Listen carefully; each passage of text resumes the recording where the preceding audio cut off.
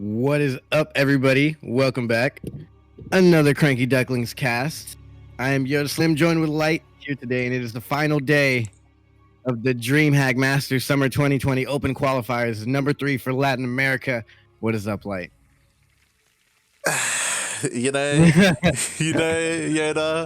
today is going to be a bittersweet day. Very. It's going to be great to see whoever is the last to qualify, the last two, and it's going to be heartbreaking to see who doesn't make it through. And the one thing going for us is that I didn't see any early upsets. Like it looks like Sinistro has done his job today. Yeah, it was really nice. I like the bracket today. Yeah. I don't know how it's going to follow up in the end, but at least in the beginning, things are kind of spread out. It also helps we have a huge bracket today. Yeah. A lot of people showed out and signed up, so pretty cool. And we're going to get into it, I guess, straight away. Yeah. As y'all know, we're going to get into the game, and here we are in the bottom left-hand corner of Everdream LE. It is the final day, final chance for these players, and this might be the biggest early upset between these two players right here. It is a countryman kill down here in the bottom left-hand corner. Currently teamless, playing for Peru. It is Ryu.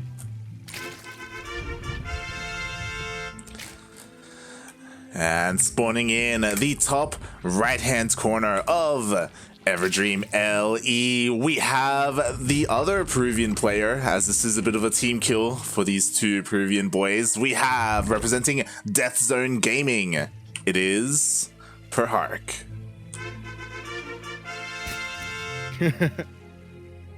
Man, this is going to be very interesting to say the least. Yeah. Oh god, already one of these guys is gonna go down.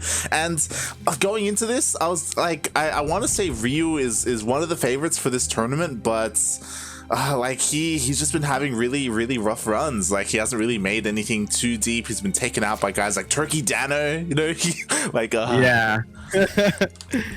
Yeah, it's rough. I don't know, man. And we watch both of these players pretty often. We cast these players all the time.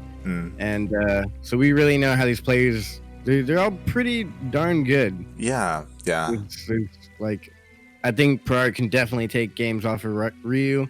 And it's a ZvZ, so things get a little bit more dicey in ZvZ. Yeah, definitely. And we'll see. I mean, I know a bunch of us, we've already messaged like Sinistro and some of the other admins like, hey, next season, come on, top 16. Like just like NA, like get some more people in there. Really though. Yeah. We're getting like, and to put this in perspective, Latin America gets 2 per qualifier and NA gets 4. And then I think Europe gets like freaking 8 or something. Yeah, so they get 8. Yeah. We're like the small, tiniest percentage that is being put into the tournament. Which, I mean, I don't know why they do it. I'm sure they have their reasons, but I mean, Latin America, you can't deny it. Even Southeast Asia and Oceania, they had 4 per qualifier as well. Come on. Yeah. And I mean, while they might have better players, they're smaller than all of Latin American community. 100%. It is a much smaller player base. So come on. Yeah. But I mean, I'm not gonna lie. I think this tournament right here, especially this number 3, with how many signups we had, and also like I discovered something new recently that I no longer say special is Korean, because he's representing Mexico and he's actually winning some games out there in Korea and he's putting on. I think it's the year of Latin America for StarCraft. Yeah, he's doing really well, and he made it out of his spoilers. Yeah. He made it out of his GSL group and he beat Su twice. Yeah, right? Twice. Yeah, and he even took a game off of Zest. Yeah. Oh my God, that's crazy. I haven't watched that one yet. I've been trying to catch up. In between a few hours of sleep and all the StarCrafting. Yeah, there's a lot going on. Like not just GSL, but also all the other qualifiers for like Europe and stuff. And there's just a lot happening. Meanwhile, already Ryu is looking pretty good. We didn't talk about it, but he actually went across the map and he canceled the 3rd base of Perhark. Yeah, I don't know how he got that. He like Ling Rush, and I think Perhark's Lings were on the opposite side of the map. Yeah, and Perhark was only just morphing in Bailings at his natural, so he didn't have any for his 3rd base. So now it's on Perhark to try and do the same to Ryu. Yeah, but really at this point, Ryu does have a good amount of workers more, but he's not mining off the third base, so it's pretty much just extra larva at this point. Yeah, and his lings are across the map trying to deny the third, and oh god, they're actually getting into the natural. He has one baneling, but yeah, oh, it got detonated on nothing. That's bad. And everything's coming home. Oh man, this is bad. And he's not even defending it. Oh my god. Yeah, the queen goes down. Like, everything's gonna get cleaned up, but wow, that's pretty good. He's getting in there. There's just so much going on. It's hard for them to micro all these little fights, but oh geez, I didn't even see that baneling coming in. But I like that Perhark does have a overlord over there in the corner of his main base to spot any banelings trying to morph in. Yeah, definitely. It's really nice that he does that. And I do like what he's doing. He has not tried to retake his third. Instead, he's going to base Muta. Yeah, with the micro hatch. Yeah. Macro hatch, yeah. Interesting. Yeah. He does have a lot of minerals saved up. He's actually going for the base as well. Maybe he's just going to super duper ling flood for defense and then try and go in with as many mutas as he can. He really doesn't have too much gas banked up right now. Yeah, a lot more for mutas. I actually really like the third base. It's a little bit of like a fake out. Like, hey, look, I'm expanding. Yeah. Like everything's normal when really it's anything but normal. Yeah, exactly. Like that, he's actually double expanding, and you think he's just trying to secure his third base. Yeah. That third base could live or die. Mutas are gonna come out. Oh, but we'll see. Yeah, Ryu, he's going in with an overseer. He's gonna see everything there is to see. Even the mutas, that's gonna trigger like an all-in right here. Like just go for it, make roaches, go across the map, and win now. Yep. That's what he's gonna try and go for, and we'll see. Oh, another base! That was good for Perhark there. Wow, he's already moving some drones over. Yeah, and the mutalists are already on the way, so they may be out in time, but will the third base survive? It's gonna go up. He's not gonna cancel it yet. Yeah, he's gonna finish. And Nidus Worm coming up here for Ryu, so that's also good. Oh my and he's God. making queen. All he has to do is get the Nidus up, and the queens will come out and end this game. Yeah, I mean, it looks like all these roaches are gonna eventually be cleaned up. Maybe if you focus fires, he can get the third base. There's not enough mutas to take out the queens, though. Yeah, exactly. And he's even bringing drones to put down spores. Oh my gosh, it's madman. He's got 4 queens, a whole bunch of transfuses. I don't think he should even... And the lings are just trickling in, so they're not even doing damage to the queens. These queens will wreck this, and he's pulling the boys. Yeah, he might be able to clean it up eventually. Yeah. When he pulls the boys, all the queens are going to be going down, and eventually the spores as well. So he holds pretty nicely. Yeah, I think it bought plenty of time though for Ryu to get a Hydra Den and get spores and get more queens. But I don't think he's even going for a Hydra Den. I think he's just going straight roaches. Yeah, he doesn't need to. The third base in the end does go down, and that's exactly what Ryu needed. The Nidus is going to get dealt with, which is nice. And yeah, does he even have a Hydralisk then? Only just now throwing it down. Yeah, that's pretty late.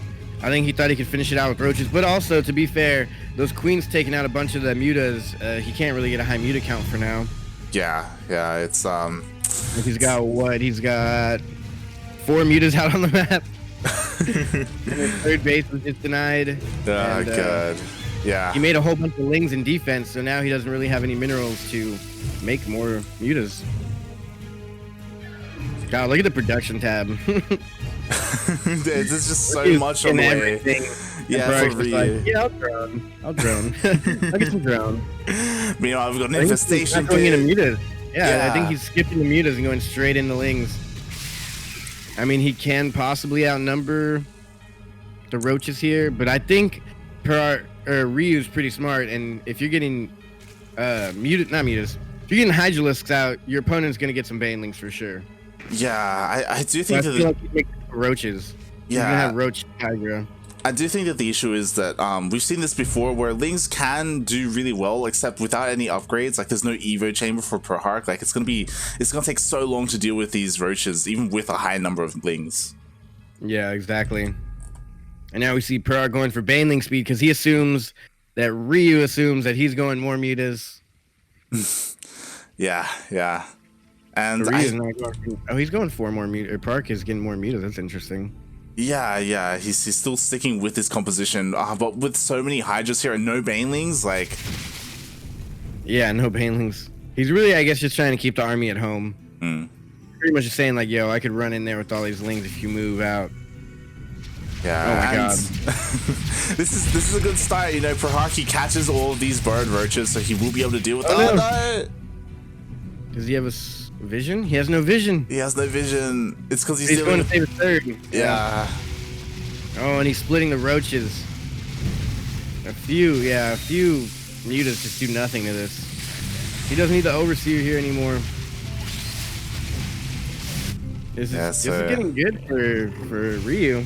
Yeah, he's getting a lot of... It's always been good for Ryu, in my opinion, this whole game. Yeah, he's getting a lot of damage done. There was definitely an opportunity, a moment there for Perhark, and he was holding decently well against the Nidus, the Queens, and all of that. But in the end, like, there was just... This is it right here. Yeah. Yeah, Ryu was just too far ahead, and now with this Roach Ravager, it looks like he's just trying to go back and maybe trying to intercept these Mutalisks, but... He could really just go across the map and win. He's got enough defense at home. Uh-oh. They're gonna catch it too. Good save. Oh, one still dies. Oh, God. Wow, it survived. They all survived. No Hydra left behind. Oh, they're gonna cut this choke point. This is pretty much it for Perhark here as far as game one. Yeah, I mean, he's like... If he gets the good Baneling connections, then maybe he can get the Hydras. But even then, there's just... to be fair, there are a lot of Banelings. They're kind of trickling in there. Yeah. He does have a good amount of roaches. He just has to split good. You gotta split your Hydras in this scenario. Yeah. Which he's not doing too great. He actually did a very terrible job, but he had just enough. Yeah. I mean, I guess I wouldn't call it terrible, but you can split better, but he split good enough for what he had. And GG, game one goes to Ryu. And he's that much closer to qualifying now in the final qualifier match. It's kind of bittersweet, man. I don't know what I'm going to do with the rest of my week now. Or my whole next week. Yeah. All I know is StarCraft now. Exactly. And that game really goes to show like how much of a rough position you're in. Like if you lose your third base that early on, like you're just so far behind. You're playing catch up. Yeah. Like after that happens, you're essentially all in on two bases. And he transitioned really nicely. You know, he was going for two base muta. That's definitely an option, but yeah. It was good, but I think it was just way too late. Like, you got to go for something as soon as your third base goes down, or when you see it's about to go down. Yeah. Throw down a Roach Horn, throw down some Evo Chambers, get a layer, something to get you into another, like, winning position. Yeah. But he was just playing catch-up, and, you know, you gotta have an end game. Yeah. And then the Nidus Worm was just perfect. It was only used, like, once by Ryu, and it was just like a time buyer. Yeah, because if you recall, like that Nidus Worm, I think it was the second one, it didn't end up going up because there was an army there to deal with it, but it bought enough time for the third base to be killed, you know? Yeah, and the Lings had to stay there, then he couldn't even counterattack because he also put down a whole bunch of spores, and he got his defense up in that time. He even went for a really late Hydra Den, and like I think that was Ryu's Perhark's chance during the Hydra Den fiasco because he put it down very late. Yeah. Normally, when you see mutas come out, it's like instant Hydra Den. You'll see it as soon as mutas are spotted. But Ryu knew what he was doing. He had time. Yeah, and to be fair, Ryu he did plan to end the game with like all those queens and the spores in the main, right? Like that was like meant to just completely annihilate. Yeah, that was all in. Yeah, it was an all in that wasn't all in. But man. Every game that happens, I'm a little bit more sadder, but here we go. It's going to be a country kill spawning in the bottom left-hand corner of Pillars of Gold LE. It is the Peruvian player. He's currently teamless. If he can make it through and qualify, that would be ridiculous to be not on a team solo. It is Ryu.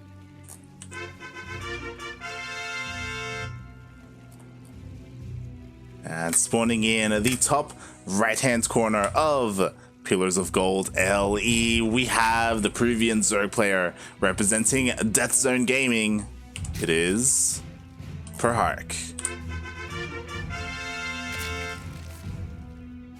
Yeah, I would be happy with either of these players winning. I feel like Ryu has a little bit of the advantage. Yeah, and we'll see how he can deal with this 14 pool that's coming across the map. I'll see. Oh boy. So yeah, we've got a 14 pool first, and we've got 14-14. And Ryu, you know, in ZvZ you rarely go for a drone scout. It isn't really a thing. He's gonna have to rely on his overlords to try and spot this coming across the map. Yeah, we'll see how this turns out. This map, I'm not sure about the distance. I feel like this is a pretty far rush distance. Yeah, it does feel like a long map. I don't know. It's like very, because the bases are very diagonal. Yeah. And you got to go up ramps, around corners. It's going to be spotted. It's not going to be spotted. Oh, he gets a small little glimpse of it. I don't know if he saw that. Yeah. Yeah. I don't know if that works. Like, either way, Ryu, he didn't go hash gas pool. He went for an earlier pool, like a 17 pool, so he will He's moving a drone around weird over there, so I think he has an idea. Yeah, I mean, he pulled the drone and then left it back. Yeah, he knows for sure. Oh my god, more Lings are actually fighting across the map, which is pretty interesting to say the least. The Perhark does not have any gas right now. Well, he's getting gas. He has gas, actually. He's not going for speed, though. Oh, he just forgot. Yep, he is getting his speed, and there are drones here as well to try and deal with these Lings. We'll see how good their micro is, how many drones are going to go down. What is this? Why is he just mining and letting him go home? I think they were there just in case, and then he realized they didn't need them all. I don't know. He's going to transfer the mining down here. Yeah. So have him just in case. I guess it's a good way to do this, because technically the Lings can't really go around to the left side. Oh, well, the Lings went down for around. Uh-oh. That was actually pretty bad, but at least he's alive. Yeah, he only lost 2 drones, and like at the end of the day, like if you lose Lings for protecting your drones, like that's what you want as a Zerg player. So yeah. So far so I'm good. surprised that the Lings didn't do more damage there. There's a lot of Lings left. They should have kept going. Yeah, and Perhark is pulling Lings, so he's getting ready to just send more across the map. He's just making nothing but Lings right now. He's on 12 workers. Oh my gosh. Now Ryu isn't super far ahead. He's only got like 4 more workers, but he does have Ling speed done already. And Perhark's Ling speed will be done here in a second though, and he'll actually be able to counter Ryu, because I think Ryu is sitting like, okay, he doesn't have Ling speed yet. He's probably going road chase, and then he sees the Ling speed. He's like, oh no, oh crap, I need some better defense. He's gonna go for a wall. Yeah, it's not gonna be done in time though. Oh wow, nice. He doesn't get the full wall off, but this is a good little concave here that he can fight and hold a little bit easier with the help of the Queen. He might be able to pull this off. With reinforcing Lings drones again. And the drones, I think. Oh, he just saves the Queen. He drone drilled it and then held position. That was epic. Yeah, he could just hold position here. Yeah. Kind of derps out the AI of the Lings because they'll try and attack the Queen, but the Queen's surrounded, so they can't get to her, so they attack nothing and just take hits. Oh, the Queen! Oh, God. Save the Queen! He just needs to take the Queen to the high ground already. That's GG! And just like that, Perhark is out. He's done for. Ryu continues on in the tournament, and we'll have to see Perhark next year. Or next tournament, I guess. But for this specific tournament, he'll have to come back next year. Yeah. GG, well played. Ryu moves on, and now we have the difficult choice of trying to find another series.